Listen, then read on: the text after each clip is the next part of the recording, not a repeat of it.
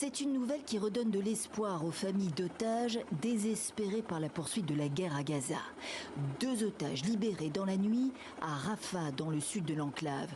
Une opération conjointe du Shin Bet, la sécurité intérieure israélienne, et de la police israélienne, selon les autorités.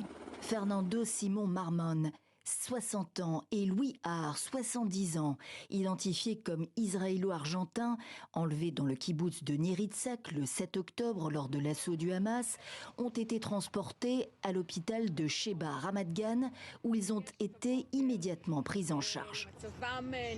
Ils semblent en bonne santé. Nous sommes en cours d'évaluation préliminaire les concernant et les tests vont se poursuivre sur les 2 jours à venir en raison de leur longue captivité.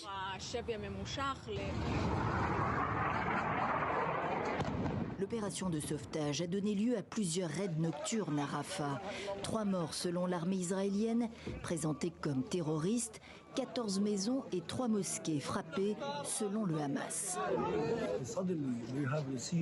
Il y a eu un afflux soudain de patients, plus de 55 blessés en plus de 16 morts arrivés par ambulance. Ils sont tous arrivés au cours de la même heure. De nouvelles frappes qui surviennent à l'approche d'une opération terrestre annoncée de l'armée israélienne à Rafah. Elle est redoutée par les Palestiniens. 1,3 million de personnes, dont de nombreux déplacés de la guerre, s'y trouvent. Où sont-ils supposés aller? Interroge un journaliste américain ce dimanche. Un plan est en cours de préparation pour mettre les civils palestiniens à l'abri, assure le Premier ministre Netanyahou, qui accuse le Hamas de s'en servir de boucliers humains. Washington a mis en garde Israël contre une opération que les États-Unis ne pourraient pas soutenir en l'état. L'Égypte également, qui redoute un déplacement de Palestiniens sur son territoire.